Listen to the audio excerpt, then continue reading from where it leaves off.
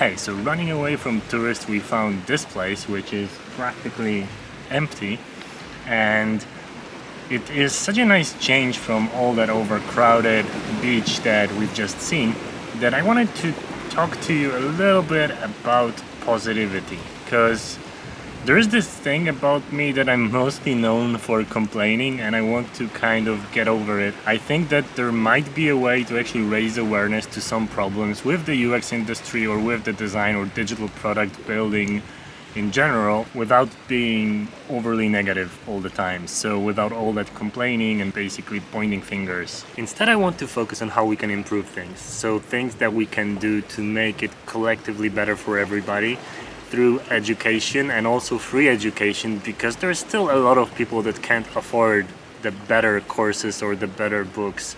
So there should be enough free stuff and free guidance for these people so they can start, doing cool projects and learning more, and then they'll be able to afford those higher priced things. So what I want to do is to just help people just as I've been doing it throughout the last year, but without all the complaining. Of course, I'm only human, so it might not be possible to not complain completely, and especially since I'm Polish, and Polish people are known to be complaining a lot, even at things that they shouldn't complain about. But I'll try. I really promise you that I'm gonna try to be positive this year, and hopefully we're gonna see a positive change in this entire community and everything that is happening around us. And I have a couple of ideas about how we can be positive and not complaining. So this is basically a teaser trailer of a couple of things that we want to do, and they're going to be free. One of them is gonna be a bi-weekly event on Sundays that we're gonna do a 1 hour in a time zone that fits most people, obviously. 1 hour live stream of us talking about different design problems and different potential solutions and coming up with those solutions completely live and completely working together, brainstorming together, because I believe that doing stuff instead of just listening is the best way for you to learn.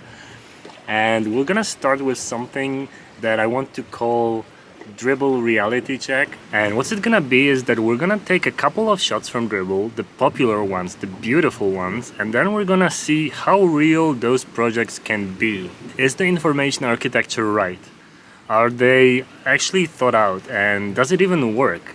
Would an app like that be possible to build? Because sometimes it just doesn't make sense whatsoever, it's just a pretty picture.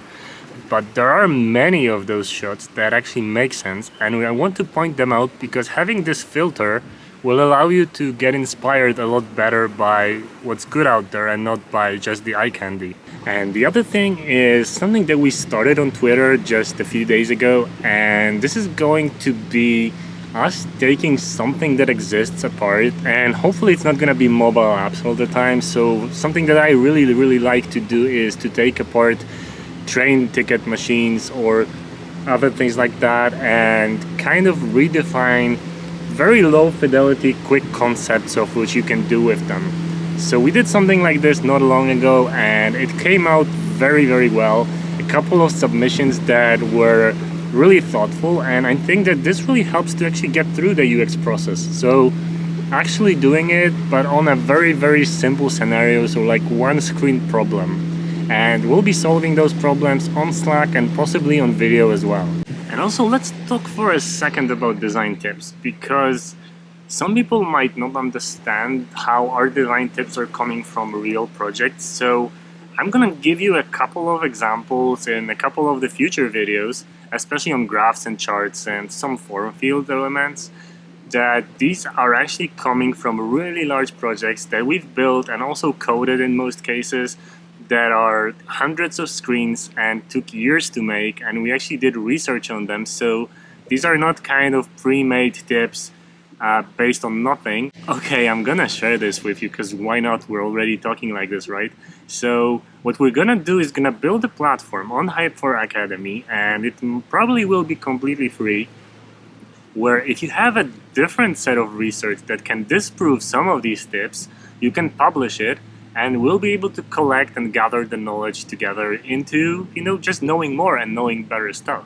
Because our research might be biased or our target group might be very specific, so let's build a database of that kind of research together and just explore those tips a little bit more. And last but not least, the tip book is going to be free, as promised, but it's gonna be just the tips.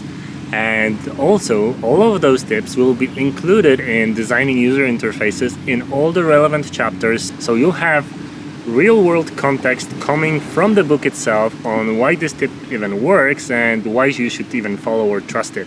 So there's gonna be a lot more extra materials in the book on it, and all of those tips will be added, including a couple of extra ones. And that book is coming early in August, and it's gonna be available for everybody for a free download if you're a subscriber of Hype4.academy. So yeah, I'm gonna stay really positive because there's a lot of cool stuff going on and we're planning a lot of really nice things for you, so positivity all the way, right? Let's build something awesome together. Cheers!